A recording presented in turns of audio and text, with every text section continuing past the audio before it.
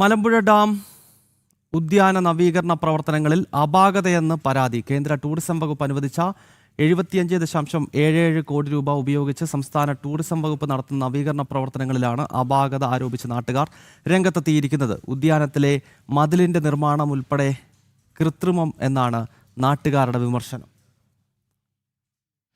Malampuzha dam ഉദ്യാന നവീകരണത്തിന് അടുത്തിടെയാണ് കേന്ദ്ര tourism വകുപ്പ് മന്ത്രി സുരേഷ് ഗോപിയുടെ പ്രത്യേക താൽപ്പര്യപ്രകാരം 75.77 കോടി രൂപ അനുവദിച്ചത്.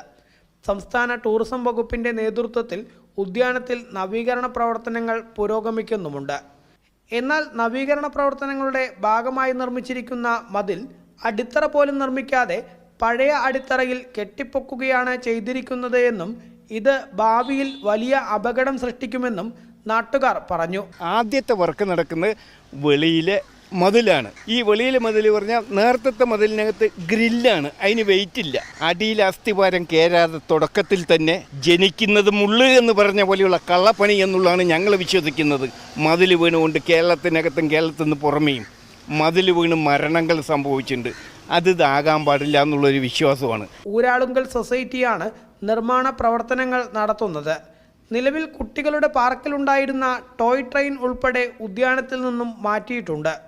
അതുകൊണ്ട് തന്നെ നിർമ്മാണ പ്രവർത്തനങ്ങളിൽ കൃത്യമായ ശ്രദ്ധ വേണമെന്നും നാട്ടുകാർ ആവശ്യപ്പെട്ടു. ഈ സാധനങ്ങളൊക്കെ മാറ്റി, ഇതൊക്കെ നല്ല നല്ല സാധനങ്ങൾ നേരത്തെ നന്നായിട്ട് ഉപയോഗിച്ചുകൊണ്ടിരുന്ന സാധനം ഇപ്പോൾ കംപ്ലീറ്റ് എടുത്ത് മാറ്റിയിട്ട് ആ സ്ഥലം ഇപ്പം വിശാലമായി കിടക്കുന്നുണ്ട്. അതിലെന്ത് ചെയ്യേണ്ടതെന്നുള്ളത് നമുക്കറിയില്ല. അവർ പറഞ്ഞ് ചിൽഡ്രൻസ് വരുന്നുണ്ട്, ഇതുപോലെ ഐറ്റങ്ങളൊക്കെ വരുന്നുണ്ട് പറഞ്ഞു. ട്രെയിനൊക്കെ പണ്ട് ഓടിക്കഴിഞ്ഞാൽ കാണാൻ നല്ല ഭംഗിയായിരുന്നു. അതിനടക്കം ഇവർ കൊണ്ടുപോയി കഴിഞ്ഞു.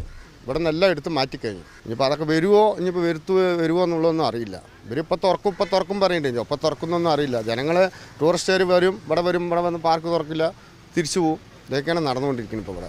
മുൻപ് മൈസൂരിലെ വൃന്ദാവൻ ഉദ്യാനത്തോടെ കിടപിടിക്കുന്നതായിരുന്നു മലമ്പുഴ ഡാം ഉദ്യാനം.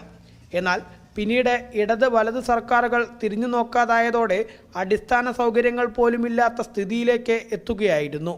കേന്ദ്ര സർക്കാർ അനുവദിച്ച 75 കോടിയിലേറെ രൂപയുടെ നവീകരണ പ്രവർത്തനങ്ങൾ മലമ്പുഴ ഉദ്യാനത്തിൽ നടക്കുമ്പോൾ തുടക്കത്തിൽ തന്നെ അപാകതകൾ എന്നുള്ളതാണ് നാട്ടുകാരുടെ പരാതി. അതുകൊണ്ട് തന്നെ കൃത്യമായ നിർമ്മാണ പ്രവർത്തനങ്ങൾ നടത്തണമെന്നും നാട്ടുകാർ ആവശ്യപ്പെടുന്നു. PR മനൂപിനൊപ്പം അരുൺ ആലത്തൂർ, ജനം, പാലക്കാട്.